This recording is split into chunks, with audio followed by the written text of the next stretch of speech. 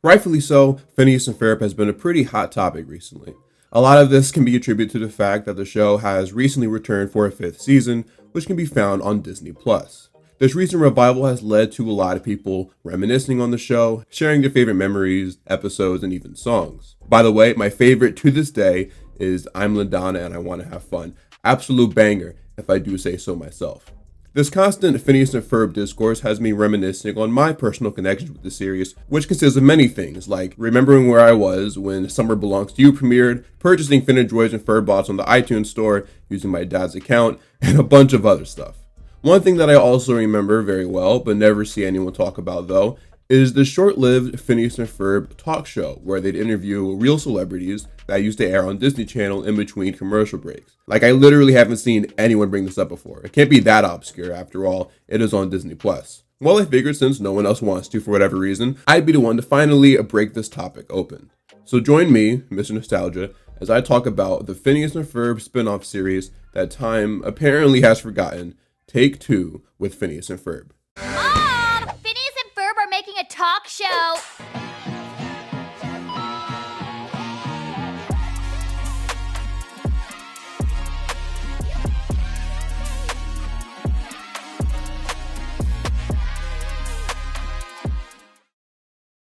Friday. Let's do this thing! And an all-new Fish Hooks. A battle of the band. Milo and the gang band together Ow. for a showdown on the playground.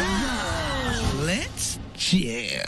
Plus, an all-new Take Two with Phineas and Ferb welcomes food dude Guy Ferrari. Fieri. Don't miss Disney Channel Friday night. Friday starting at 8, 7 Central on Disney Channel. TV is just so good these days. Take Two with Phineas and Ferb premiered on Disney Channel in December 2010. Here's a little fun fact to kick this portion of the video off. In the same article made by Variety revealing that the spinoff was indeed happening, a bunch of other shows for the channel were announced as well. Matter of fact, this article was originally intended to talk mainly about Tron Uprising. Also touched on were the announcements of Motor City, Ultimate Spider-Man, Kickin' It, which was originally titled Wasabi Warriors, and I'll give you 10 seconds to guess what the last show was. I'll give you a hint. It's a sitcom with music in it.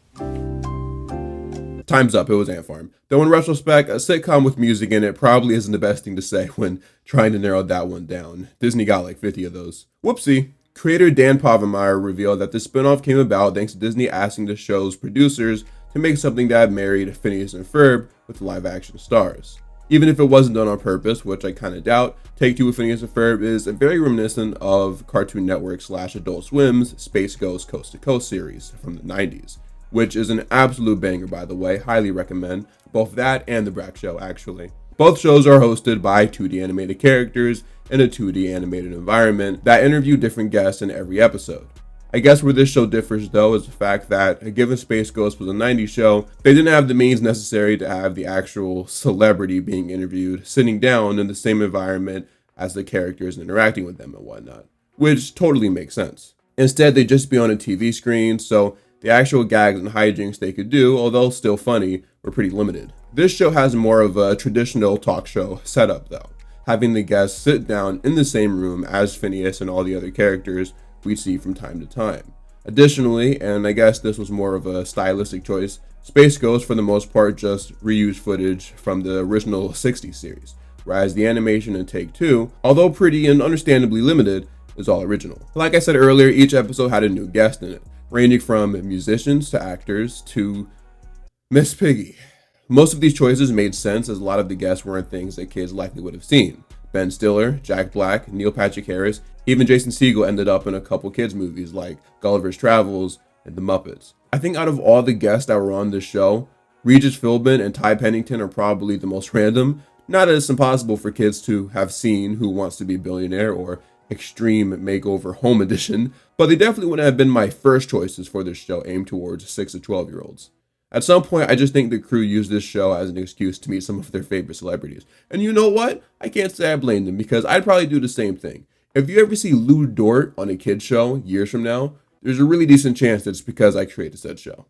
Another similarity this show has with Space Ghost is that, well, you're not supposed to take this seriously, like, at all. They rarely ever ask real questions regarding the interviewee's career and instead just goof off most of the time, which is where a lot of the charm comes from, actually. Oftentimes, this leads to moments that are so oddly specific that you can't really get them anywhere else, which, to the show's credit, is pretty in line with Phineas and Ferb's humor in general. Seeing Dr. Doofenshmirtz interact with Seth Rogen wasn't something I thought I needed to see until now. Sometimes they would take actual facts about the celebrity being interviewed, but put their own little Phineas and Ferb quirk to the question. But oftentimes, they just have them do a bunch of random stuff. If you don't mind, though, I'm going to try and do it in a new style. I've been trying to sound more like the way they rap on the radio. Is that okay? No, it's not okay. I don't think you can do that on a TVY7 show. Phineas and Ferb. Ain't no now. Ain't no fair. This voice is... All I was thinking during this clip was how much this dude looks like Buddy from Victorious, not gonna lie. I think they even made a joke about that in the show, actually. The rap thing made sense for Andy Samberg considering the stuff he did on SNL. But a lot of the time, you'd be pretty surprised with what they have some of these people doing. Most of it isn't tied to what they do in real life. For instance, I'm pretty sure Larry King has never done this before. We would also get these pretty cool segments of the guests interacting with Phineas and Ferb. Sometimes it's pretty limited, while oftentimes, like with Tony Hawk and Tom Bergeron, they spend most of the episode doing stuff together. The Tom Bergeron episode is probably one of my favorites, just because growing up he was always one of my favorite people thanks to him hosting AFV. That show used to go platinum in my house. It's honestly low-key impressive how much random stuff they were able to come up with for these interviews. When an episode starts, you never really know where exactly it's going to end up. Despite the runtimes being only about 2.5 minutes, occasionally these shorts felt longer thanks to how much was jammed into them. Characters from the original show would be brought in to play roles within the miniseries. Phineas, rightfully so, is the lead host of the show, with Ferb serving as the sidekick, or the Andy Richter. Isabella is in nearly every episode as the stage manager. Sometimes she'd be there just to introduce the guests, but at times she'll have slightly larger roles. Candace, on the other hand, doesn't appear very much, only appearing in 4. Though I will say the one appearance that does really stand out is the Taylor Swift episode, because in this universe, at least, Candace is a really big fan of her music. And yeah, that just makes sense. What do y'all think Candace's favorite album is, though? If I had to guess, I'd probably say Reputation. I don't know why, I just kind of get that vibe from her. What, are you surprised that I'm familiar with their work? You don't think I enjoy Taylor Swift's music from time to time? Come on, man.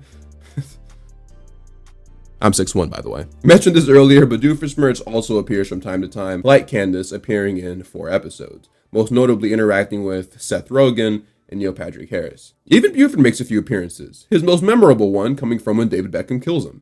So take your best shot, Beckham. Oh, this ought to be good.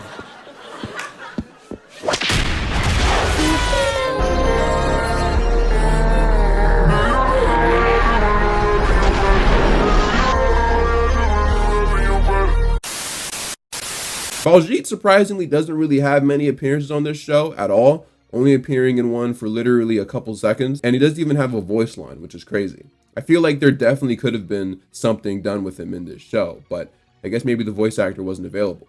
And yes, before anyone asks, we do in fact get a cameo from Perry. Now, the way this show aired in terms of when and where is pretty interesting, and you wouldn't expect this much lore to be attached to something with only 20 episodes, and not a single one being over 3 minutes. But here we are. So the show premiered on December 3rd, 2010, and ended about 11 months later. For the most part, they were pretty consistent in airing 2 episodes each month during that span, with a brief 2-month hiatus after episode 10. These are the only episodes available on Disney Plus at the moment, which is why whenever I show footage of those episodes, it's in significantly better quality than the other ones, which I just found lying around on YouTube, some being officially uploaded by Disney. But like, here's the crazy thing, there are a bunch of other episodes of this show that aired in other parts of the world, where stars relative to that country are being interviewed by the boys. These are episodes that obviously never aired in America, so I was pretty shocked to find this out. The only ones that retained the same voice actors were the ones aired in Australia, since they're obviously still speaking English. I'm curious though, to see if anyone in the comments has any stories or memories about these episodes airing in any of these other places. Take 2 with Phineas and Ferb aired its last episode on November 25th, 2011, with Guy Fieri being the show's final guest. And what an epic final guest he was. Now here's the interesting thing. I made a joke tweet to Vincent Martella, who, fun fact, I've met before, cool dude. And in that tweet, I made a joke about a potential season 2 of this series, now that the main show is back. Later on though, during my research for this video, I found out that a season 2 is kind of happening, though it's really more of a reboot. In April of this year, it was announced that Cartoonified with Phineas and Ferb is officially in development, a miniseries described as a fresh twist as the dynamic duo interviews real-life celebrities reimagined and drawn in the iconic animation style of this series. The episodes will roll out this summer on Disney Channel, Disney Plus, and other Disney-owned YouTube channels. I was not expecting the format of Take-Two to come back in any way, shape, or form. I just thought it would be a fun idea, especially since content made specifically for YouTube and Disney Plus is a lot more common now. For no particular reason, I'd like to see Pink Panthers on it. That's just me though. Overall, I think content like Take-Two with Phineas and Ferb is a fun way to not only constantly make the presence of the original show known, but also expand it into more of a franchise, which Phineas and Ferb certainly is now. It obviously can't be graded like an actual animated series, given its runtime and lack of substance, but for what it is, I think it's pretty good. I mean, the amount of guest stars they had on that show is pretty nuts. I'm talking genuine A-list celebrities for something that wasn't even the main series. That's crazy. Enough for me though. I'd like to know your thoughts on this miniseries in the comments below. Do you remember it? Is it only vaguely familiar to you? Let me know. Check out my Patreon if you want to see content earlier than everyone else. Also subscribe to my second channel, simply titled Nostalgia, for more of me. If you're new, feel free to subscribe and hit that like button. And like always, I am Mr. Nostalgia. And go see Superman in theaters. Peace.